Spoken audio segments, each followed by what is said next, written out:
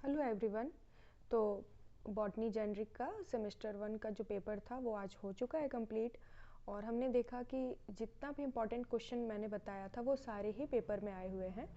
तो आज हमारे पास नया टॉपिक है जो कि है बॉटनी जेनरिक सेमेस्टर 3 का। तो चलिए हम लोग समझते हैं क्या है टॉपिक। पहला है एपिकल मेरिस्टेम क्या होता है, तो समझते हैं।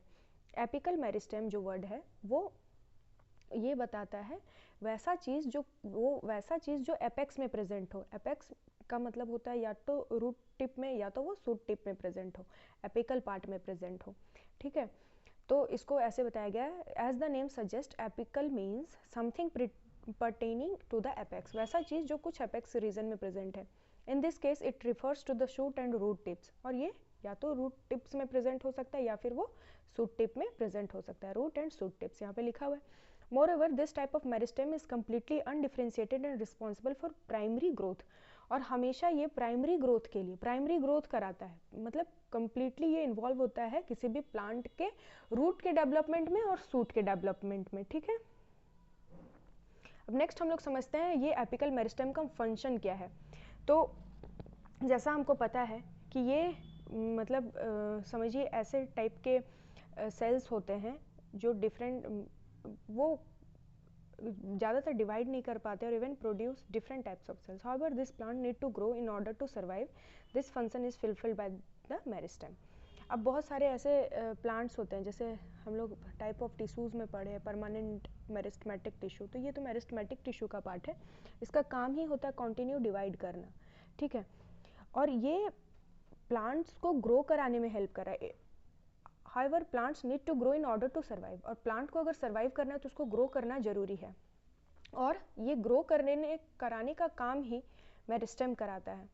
और भी बहुत टाइप के मेरिस्टेम्स प्रेजेंट हैं, लेकिन अगर स्पेशल हम एपिकल मेरिस्टेम की बात करें तो यहाँ आप एक ये पॉइंट बड़ा अच्छा देख सकते हैं कि एपिकल मेरिस्टेम आर रिस्पॉन्सिबल,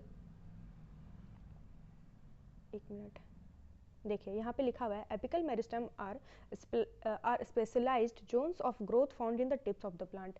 तो एपिकल मेरिस्टेम स्पेशलाइज्ड होता ही है ग्रोथ के लिए, और this are responsible for extension of root shoot and are also responsible for the primary plant body, growth of the primary plant body.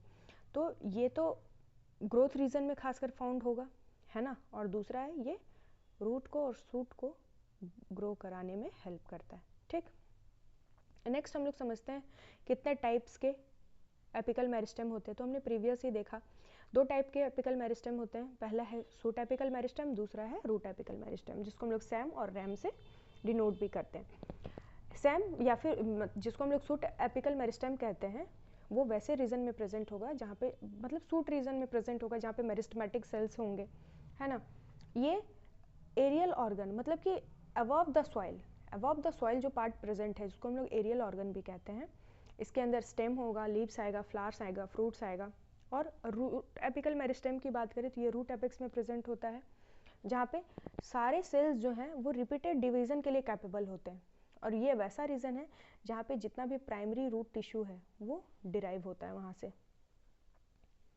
अब देखिए diagram root apical meristem और suit apical meristem का, बहुत सही diagram है, इसको आप लोग बना दें तो मार्क्स बहुत अच्छा मिल जाएगा। देखिए एपिक्स रीजन में प्रेजेंट है ना, और यहाँ पे प्राइमरी मेरिस्टेम एक्टिव है, ये जो हेल्प करा रहा है प्लांट को ग्रो कराने में। यहाँ पे रूट कैप वाले रीजन में प्रेजेंट है, ये भी एपिकल मेरिस्टेम ही है, पर डिफ्रेंशिएशन ये है, डिफ्रेंशिएट ये करता है कि एक रूट कैप में प्रेजेंट है वो रूट एपिकल मेरिस्टेम है, और एक जो सूट पार्ट में प्रेजेंट है वो सूट एपिकल मेरिस्टेम है। जैसे कि यहाँ पे देखिए, यहाँ से आप क्लियरली समझ सकते हैं ये क्या है, सूट एपिकल मेरिस्टेम, और यहाँ बात करें तो ये रूट एपिकल मेरिस्टेम। ठीक है,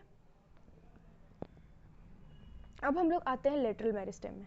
ये वैसा टाइप ऑफ मेरिस्टेम होता है जो प्लांट्स को लेटरली ग्रो कराता है। लेटरली मतलब उसके गर्थ को बढ़ाने में हेल्प करेगा किसी भी प्लांट के।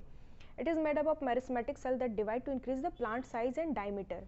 मतलब समझिए, आपको भी ये हम एक डायग्राम से समझाते हैं। मान लीजिए ये प्लांट है, अगर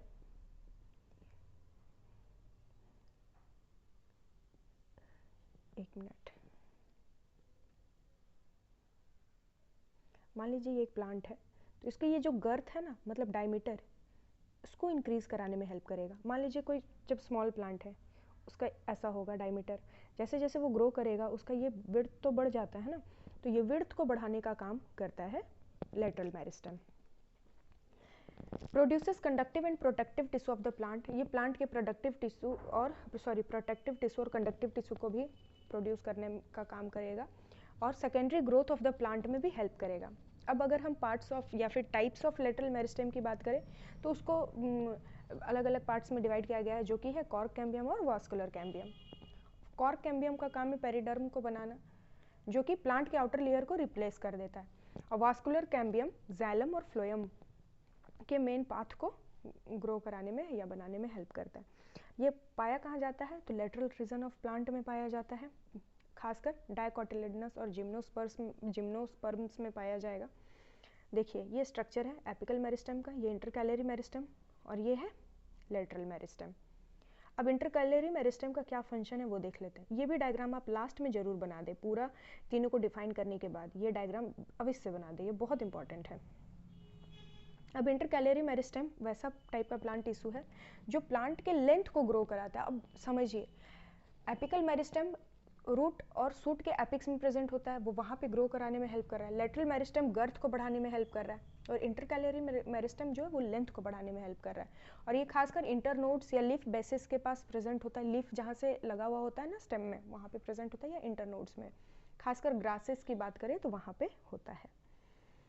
इंटरकैलरी मेरिस्टम जो है रैपिड ग्रोथ कराने में हेल्प करता है मोनोकोट्स में, और इसका काम क्या है, ये स्टेम के लेंथ को बढ़ाएगा, ठीक है, ताकि प्लांट और भी टॉलर ग्रो कर जाए। लीव्स को फिर से ग्रो कराने में हेल्प करेगा, और अगर कोई लीफ डैमेज हो चुका है तो उसको वापस से रीग्रो करवाएगा, ठीक है। उसके बाद intercalary meristem can cause twins to bend, twins को भी बेंड करने में हेल्प करेगा, ट्विग्स होना चाहिए, twigs to bend. When where is intercalary meristem found, अब ये मिलता कहाँ है, इंटरनोड में, ये हमने देखा पहले ही, मतलब दो नोड के बीच में जो जगह होता है ना उसको हम लोग इंटरनोड कहते हैं। इंटरनोड में और लीफ बेसिस में, खासकर मोनोकोट्स जैसे कि ग्रासेस हैं वहाँ पे, बैम्बू नोड्स में भी इंटरकैलरी मेरिस्टम प्रेजेंट होता है, वो बैम्बू को भी ग्रो कराने में हेल्प करता है। इसका काम क्या है, ये तो पहले यंग और लाइव सेल से बना होता है, जो कि फर्दर डिवाइड होकर न्यू सेल्स बनाता है, और इसका मतलब समझिए काम मेन होता है लेंथ को बढ़ाना, ठीक है। तो ये था हमारा पूरा अलग अलग intercalary meristem, lateral meristem, apical meristem का पूरा डेफिनेशन और उसके क्या क्या फंक्शन है। अब देखिए ये इंटरनोड्स क्या है, ये ऊपर एक नोड है एक नीचे नोड है, दोनों नोड के बीच का स्पेस को हम लोग इंटरनोड कहते हैं। इस रीजन में इलॉन्गेशन हो रहा है, यहाँ पे इंटरकैलरी मेरिस्टम प्रेजेंट है, ये इंटरकैलरी मेरिस्टम का डायग्राम है। तो सबका अपना अलग अलग डायग्राम भी बता दिए, और पूरा बनाने के बाद ये एक डायग्राम भी जरूर बना दें, ठीक है। So thank you so much, all the best.